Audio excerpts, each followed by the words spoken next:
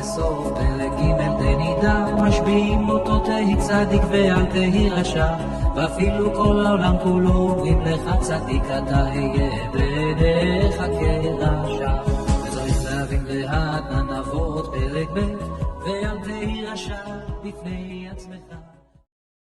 Só para lembrar um pouquinho do que temos falado sobre a Klipat Noga, que é aquela vitalidade, aquela força de Hashem que está dentro de coisas que podem ser usadas para o bem e para o mal, e vimos que tudo está na nossa cabeça. Nós decidimos se algo vai para o bem ou para o mal. Então, por exemplo, uma carne gordurosa eu posso usar para o Shabbat, como eu posso usar apenas para o meu bel prazer em qualquer dia. E vimos que no Shabbat isso é santificado mesmo pelo prazer, entre outros detalhes. Não dá para a gente voltar toda a aula, mas esse é o conceito. E vimos que o que vem das 3 Klipot Atmeot, das 3 categorias de impureza total, eles não têm como ser elevado. E é isso que o Tânia vai começar falando hoje, sobre como funciona nas 3 Klipot Atmeot. Então nós falamos que tudo o que tem energia divina, ele pode ser elevado, mesmo que eu coloque ele na impureza por um tempo, eu consigo resgatar, o que não é a verdade quando estamos falando das 3 Klipot Atmeot. Quando estamos falando de comidas proibidas e relações proibidas, relações sexuais proibidas, que são das 3 Klipot Atmeot, impuras completamente, essa impureza amarra, que nem falamos o que é assur, o que é proibido. Assur quer dizer amarrado, é algo que eu não consigo resgatar de jeito nenhum. E é muito interessante que se fez a pergunta, tá, e se eu estou em perigo de vida, não tenho o que comer, só tenho um animal não kasher, posso ou não posso? Pode, mas por outro lado falamos que um animal não kasher tem 3 impurezas, 3 níveis de impurezas. Como que funciona isso? Então, na verdade, a impureza, não pensem vocês que a impureza tem força sobre Deus. Quer dizer, tudo é feito a partir tudo é sustentado pela faísca divina que tem em cada coisa, e de repente vem algo que é proibido e consegue sequestrar aquilo. Não é assim que funciona. É Deus, Hashem, que decidiu que existe impureza, e ele decidiu que a faísca está presa lá dentro. Ou seja, é uma decisão divina. Logo, a peixe assar ou a peixe itir. A boca que proíbe algo é a boca que permite. Ou seja, Deus proibiu comer um animal não kasher, é o mesmo Deus que falou que se você está em perigo de vida, sim, você deve comer, e naquele momento, não só que não é impuro, mas é uma mitzvah, porque a vida está acima disso. Então o que acontece? Não é que a impureza tem uma força sobre essa faísca divina, sobre essa energia, não é isso. O que acontece é que Deus prendeu lá dentro.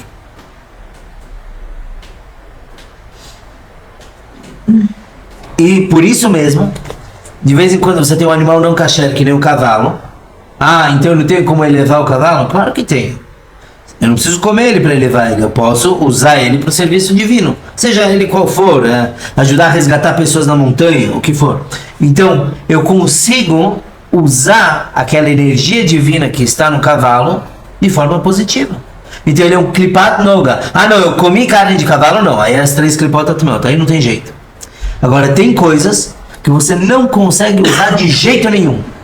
E não estou falando só de idolatria. Claro que uma estátua de idolatria eu não posso usar para nada. Não, se eu cozinhei carne e leite junto, eu não posso ter nenhum proveito. Eu não posso usar como peso de papel. Não posso usar para nada. Então, tem coisas que são completamente irresgatáveis. Tem coisas que eu consigo resgatar de uma forma ou de outra. E tem coisas que eu não preciso nem resgatar, porque já é revelado que é algo muito bom, como o tefilin, por exemplo. Que tefilin, matzah, tudo isso são mitzvot, como a gente falou lá para trás no Tânia, é você segurar Deus, é um Deus revelado. Agora, eu falei que é impossível você sair das 3 Klipot Atmeot. Se eu fiz uma coisa errada, Moisés, já era, tá lá a energia divina, não tem resgate. É verdade isso? Não exatamente. O Tânia vai me dar 2 opções como resgatar a energia divina que está nessas coisas. Então, a primeira opção ele diz o seguinte: essa energia não sai de lá a não ser quando o Mashiach chegar. Por quê? Porque quando Mashiach chegar, está escrito que toda impureza vai ser abolida da face da terra. Não vai mais ter morte. O que é morte? Quando que as pessoas começaram a morrer? Quando elas deixaram de viver? Não.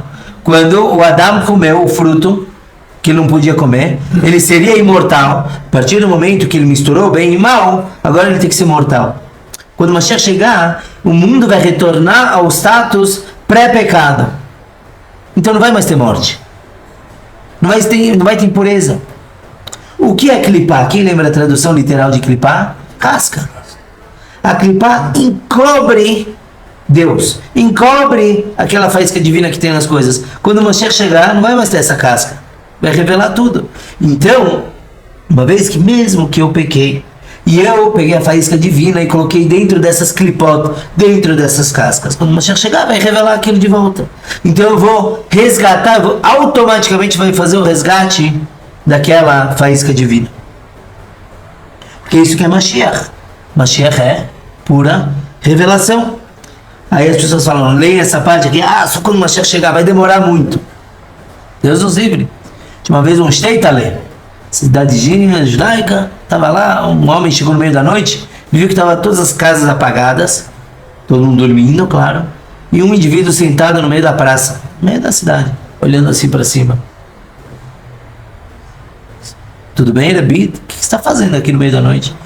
Falou, olha, é o meu trabalho, meu emprego. O pessoal vai dormir, mas eles ficam muito preocupados que Mashiach chegue, e vai estar todo mundo dormindo, vão perder a passagem de Mashiach. Então eu fico sentado, eles me pagam para ficar sentado a noite toda olhando para o céu, e assim que chegar Mashiach eu tenho que tocar o sino e berrar para acordar todo mundo.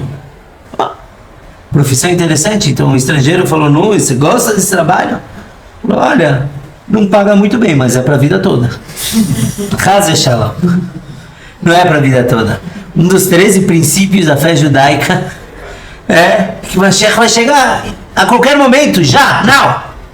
Segunda opção, peraí, essa primeira opção é quando o Mashiach chegar. O que eu posso fazer enquanto infelizmente ele não chegou? O Tânia continua. O quê? Cheguei numa pergunta. Ele continua e diz o seguinte, ou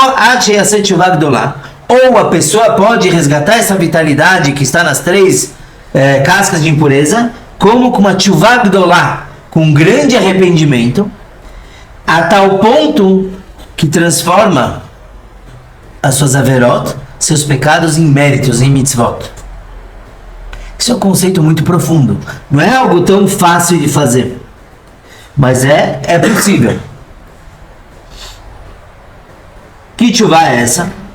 Ele fala que é uma tchuvah muito forte. Que tchuvah é essa? É uma tchuvah, é um arrependimento que vem do amor, não do temor. Existe o arrependimento do temor, que é quando a pessoa teme ser punida por Deus, ou teme que descubra um pecado. Não, estamos falando de tchuvah por amor. Eu amo Deus, eu não quero me separar dele, eu quero me aproximar dele. E essa tchuvah tem que vir do âmago do coração. E ele diz como uma alma que quer se juntar com Deus e tem sede para Deus. Nós, quando estamos com sede, Baruch Hashem, tomamos um pouquinho da água, tá tudo bem. Imagina alguém que não tem água. Não precisa imaginar. Daqui a 12 dias a gente vai ver muito bem o que é. O Yom Kippur, a gente vai estar com sede. E aí, cada água que cai uma gotinha, você já quer aproveitar ela. Imagine agora alguém que fica 3 dias sem beber água.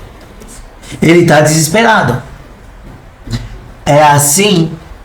Não, Yom Kippur não tem 3 dias. É assim que a alma dessa pessoa tem que estar sentindo. É esse o desespero dele de retornar para Hashem. Essa é a tchuvah. É o amor. Eu amo tanto Deus, eu preciso estar com ele. Quando uma pessoa consegue chegar nesse nível de amor, então ele consegue resgatar essa faísca que foi exilada, foi colocada dentro da impureza por conta do seu pecado. E ele diz o seguinte, uma vez que sua alma estava até esse momento no deserto. Por quê? Porque ela estava envolvida com pecados, com prazeres mundanos, sem propósito nenhum. Então ela estava se afastando de Hashem. Então de repente ele desperta a alma dele e ele faz a alma querer se juntar a Deus mais do que um tzadik. Nós já falamos uma vez que um tzadik, um justo, ele vê Deus. O tempo todo ele está conectado. Um Baal Teshuvah, aquele que faz Teshuvah, ele tem uma sede muito maior do que o Tzadik. Porque o Tzadik é assim, ele está com sede e ele bebe. Ele tem o tempo todo. É fácil para ele. O Baal Teshuvah, que é aquele que percebeu que eu preciso melhorar meu caminho, eu preciso me dirigir a Deus, voltar à minha origem, então ele tem eu vou usar a palavra desespero, ele tem um desespero muito maior do que o Tzadik. E por isso, por conta dessa força que ele tem de querer voltar para Deus, consta, os sábios falaram que num lugar onde um penitente está, alguém que faz Teshuvah está, nem o maior Tzadik consegue estar. Quer dizer, aquele que faz Teshuvah, vejam bem, uma pessoa que se arrepende do pecado, ele é maior do que um Tzadik. Porque ele tem uma vontade muito mais intensa por Deus do que um Tzadik. Então, esse é o caminho que a gente tem que trilhar, principalmente perto de Rosh Hashanah, é pensar como que eu vou me aproximar cada vez mais de Hashem. Imaginem que existem dois tipos de corrida, tá?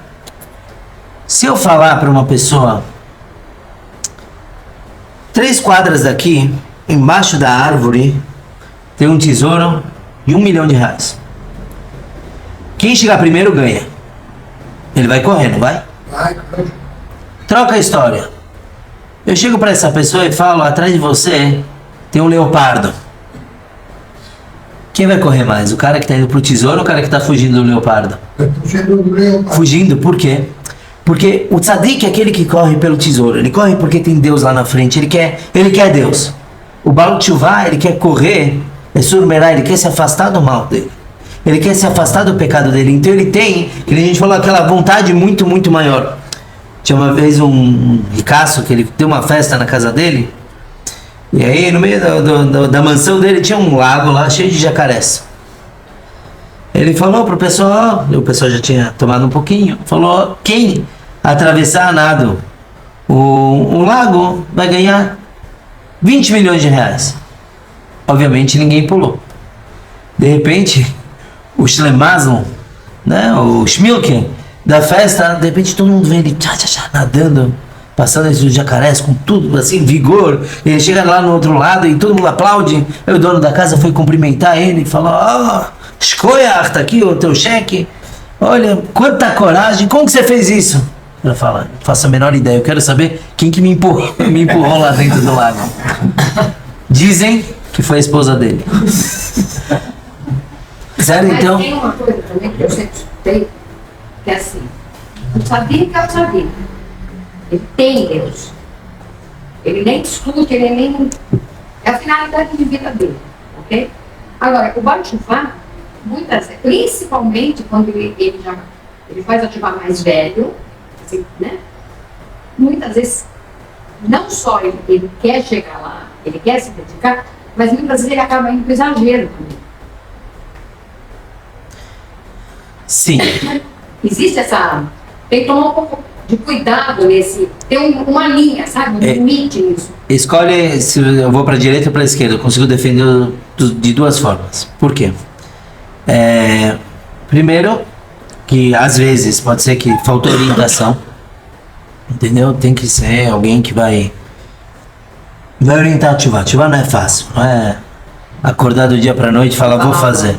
Mas por outro lado, muitas vezes, não é sempre, mas muitas vezes, a pessoa que quer fazer Teshuvah, ela estava antes mergulhada em coisa muito errada. E, vamos lá, eu não falei sempre. Não, muitas vezes a pessoa está mergulhada numa coisa muito errada. Então ela pega o extremo para exatamente ir para o outro lado, quer dizer, se transformar. Porque se ele for aos poucos, ele não consegue. É que nem alguém que é viciado em qualquer vício, vai. Eu falo tanto de droga, a pessoa vai estranhar. Qualquer vício, certo? Como que separa um vício? Mas o que a gente... Aos poucos, ou você tem que parar de uma vez só? Uma vez. Tem que ser de uma vez. Agora, o Tânia, ele vai falar mais pra frente que existem dois tipos de Yetzirará. Tem Yetzirará que é um boi e tem Yetzirará que é um carneiro. Qual a diferença entre eles? O carneiro é pequenininho. Quando ele peca, ele já não peca tanto. Então, quando ele faz Teshuvah, também a Teshuvah dele não é tão caliente. O boi é o contrário. O boi é o cara que vem tudo que é balada. Quando faz Teshuvah, a força dele também é de um boi. E aí, o Tânia, ele continua, ele fala então, que se a pessoa, ele faz uma Teshuvah com aquele amor tão intenso por Deus, os pecados se tornam mitzvot, méritos. Por quê? Vamos pensar, por que ele fez tanta tchuvá? Por que ele foi tão intenso para Deus? Porque ele tinha pecado antes. Uma pessoa normal, com uma vida bem pacata, bem linear, ele quando faz chuva, tá bom, legal, mas o conhecimento, uma coisinha. Aquele que pecou, ele fala, caramba, como eu tô longe de Deus, não é possível. Então ele pega com a força do pecado, é que nem uma catapulta. Ele pecou, agora aquilo lança ele lá pra frente para se juntar com a chama. Então, naquele momento, os pecados se tornam mitzvot. Mitzvot não no sentido que ele podia ter feito o pecado, mas ele usou a energia do pecado para finalmente retornar para Hashem. Agora, uma tchuvá que não é desse nível, mesmo que é uma tchuvá muito boa, e Hashem vai perdoar ele. Então, eu me arrependo do que eu fiz. Tchuvá tem alguns passos. É você saber o que fez, confessar o que fez, prometer que não vai fazer mais. Quando estiver passando pela mesma tentação, não cair. Entendeu? Então tudo isso é parte da tchuvá. Se a pessoa fez isso, né, eu me arrependo do que eu fiz, Deus perdoa. Mas não é que ele vai tirar a energia que estava lá na clipá. Não. Para tirar, para resgatar aquela energia, quando a pessoa fez uma coisa, não aquilo que a gente falou de desejo, mas é uma coisa permitida. Não. Ele foi e comeu carne daquele bicho, que não podia ter comido. Ele não consegue resgatar aquilo, só quando o Mashiach chegar.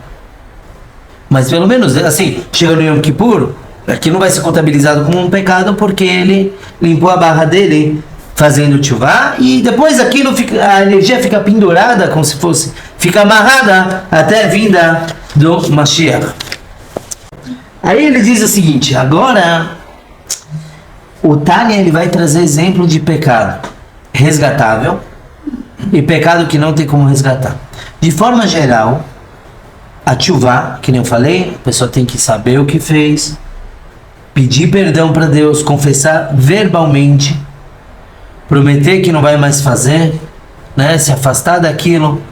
Essa é a tchuvá de uma forma geral. Tem coisas que a tchuvá é um pouco diferente. E aqui ele vai trazer um pecado que está na Torá.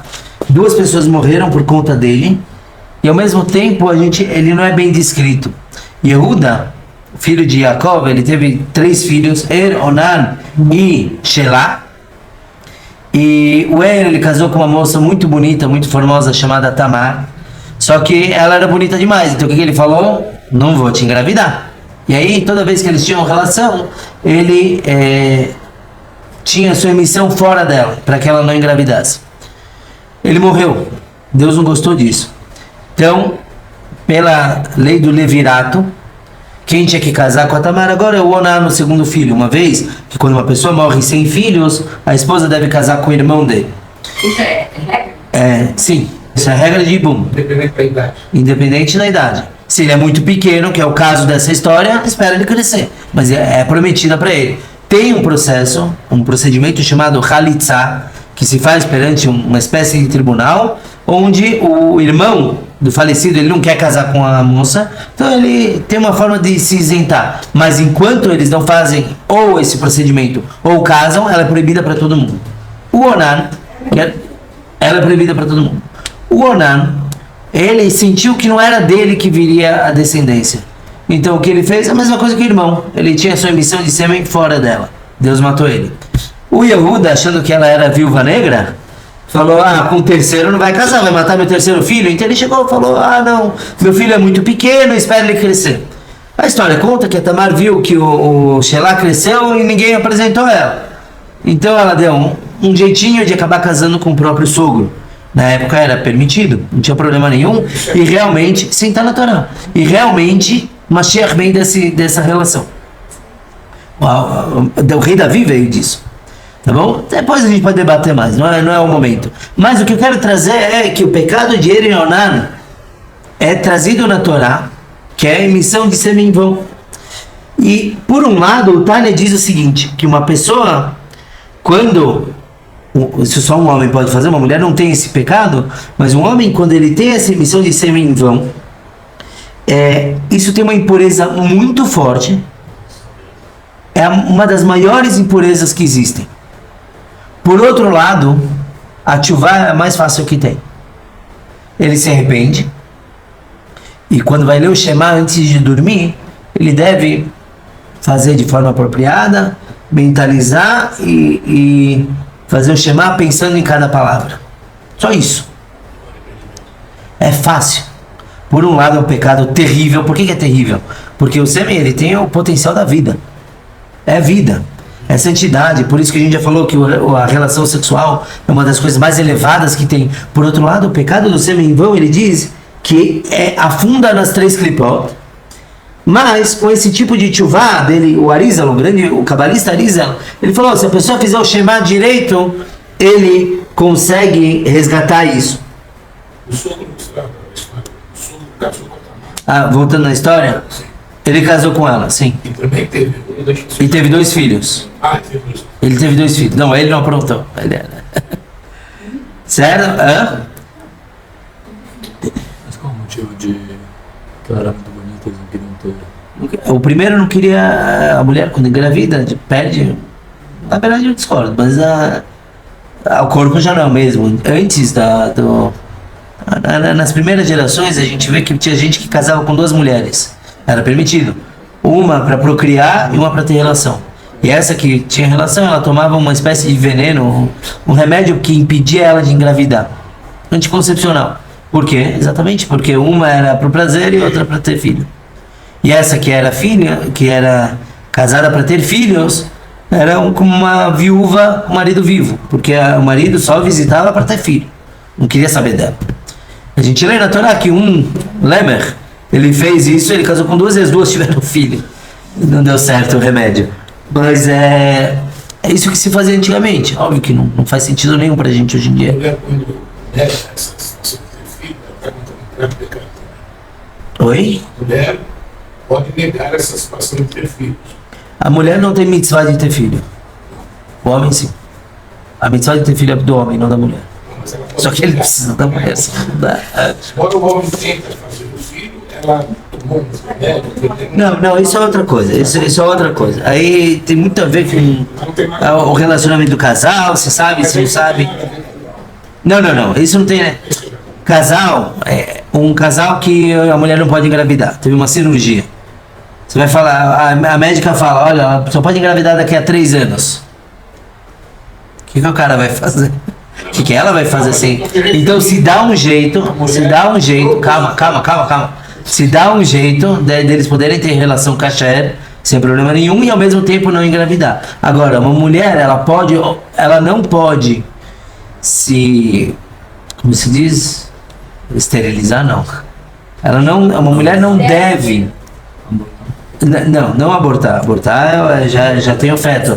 Uma mulher não deve fazer uma cirurgia que deixe ela estéril, a não ser que precisa. Quer dizer, Deus nos livre, achou uma doença na trompa, no ovário. Tem que tirar. Se pega uma autorização no rabino, é importante isso. Não porque o rabino vai falar sim ou não. É só para ter certeza que está fazendo de acordo com a Torá e tudo. E se faz. Óbvio que se faz. Mas propositalmente uma mulher não deve fazer isso. Nenhum homem. Se um homem, ele causa isso nele mesmo, ele faz vasectomia, principalmente se ela é irreversível, de acordo com algumas opiniões, ele não conta nem pra menina.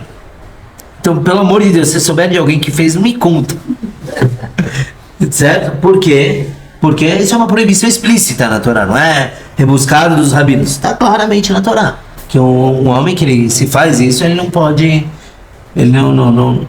Ele não pode... Na verdade, digamos que um homem pega e faz, e ele é casado, ele tem que se divorciar da esposa. Por quê? Porque ela não pode mais ter filho com ele. Se ela quiser ter filho.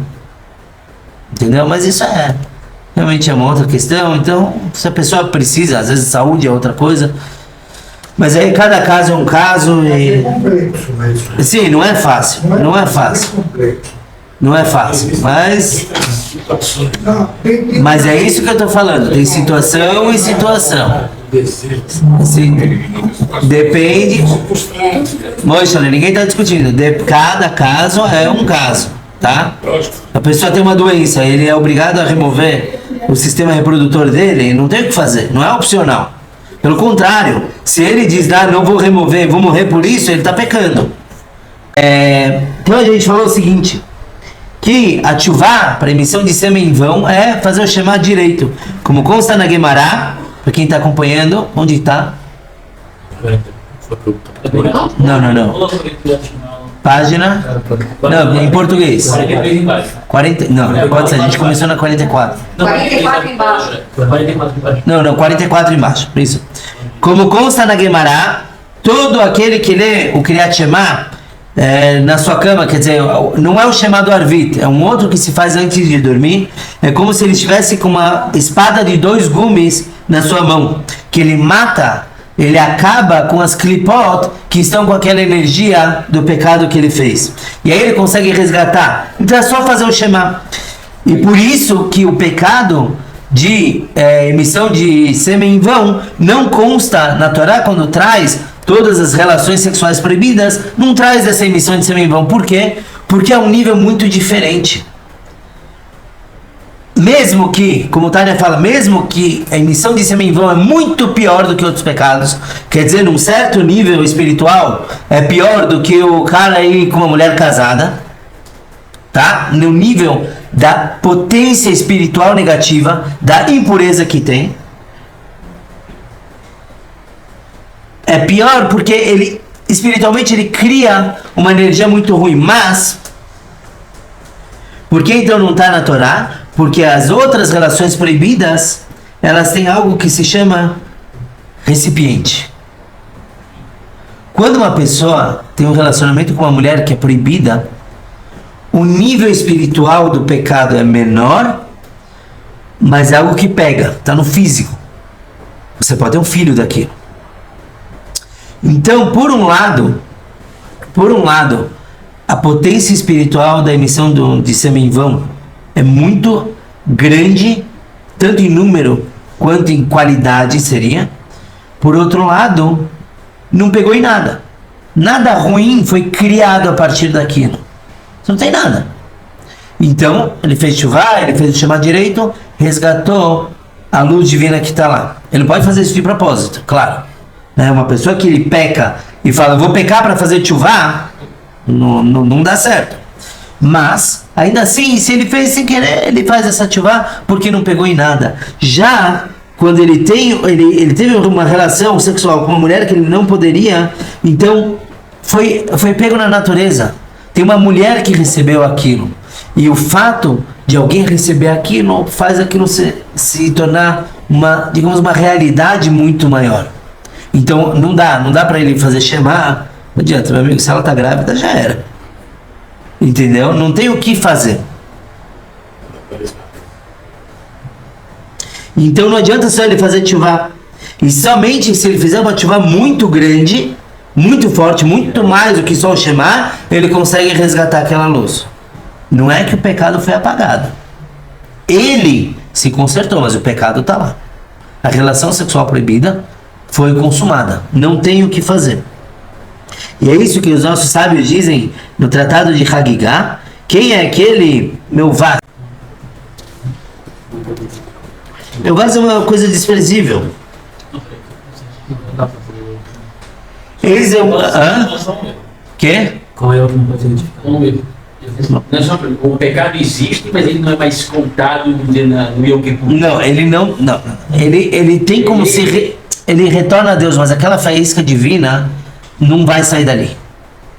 Ele não tem como tirar dali. Vai ter que pagar pensão. Não, mas bastava. Já chega lá. O pecado existe. O pecado está lá. Vamos lembrar que a gente está falando da energia divina de cada coisa. A energia divina que foi colocada indo com aquele sêmen está lá nas clipó. Não dá para resgatar dali. Vai ficar lá até Mashiach chegar.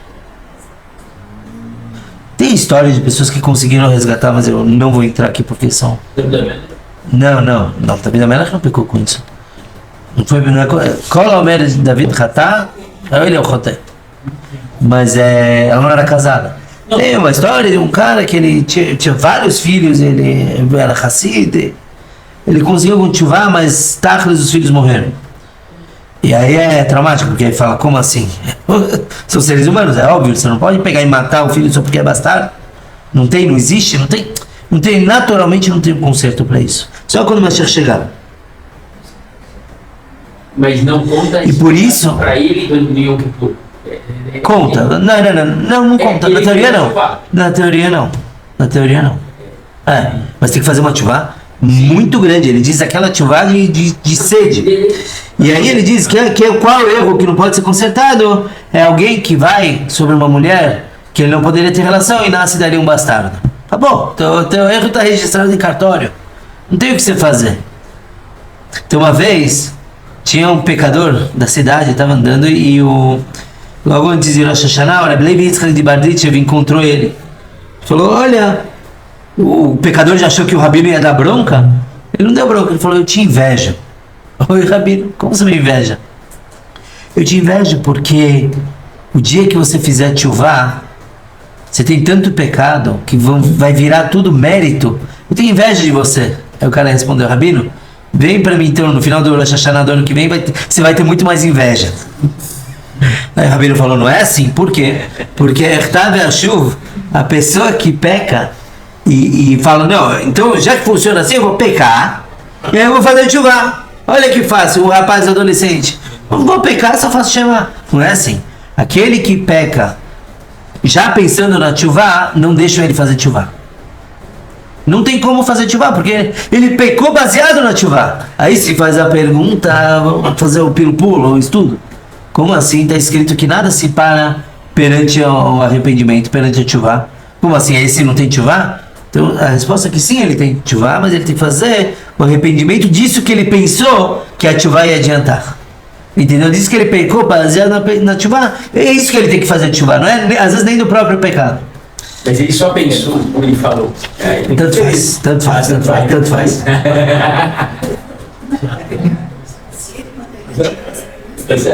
Pensamento.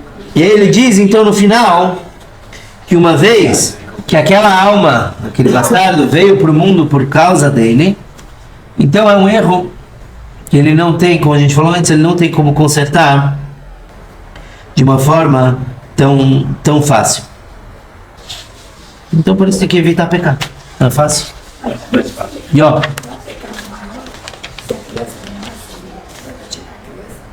de novo. Se não é um pecado maior, ele mandará tirar. Aborto é proibido. Em nenhum momento eu falei que pode fazer aborto. Aborto é proibido. Não pode ter aborto. A não ser no caso de que a mãe possa morrer por causa do bebê. Porque aí o bebê é considerado um assassino. Ele vai matar a mãe. Então aí você pode abortar. Porque a vida da mãe vem na frente. Aí vai começar, e se ela foi estuprada? Não vamos entrar nesse assunto agora, senão a gente não sai.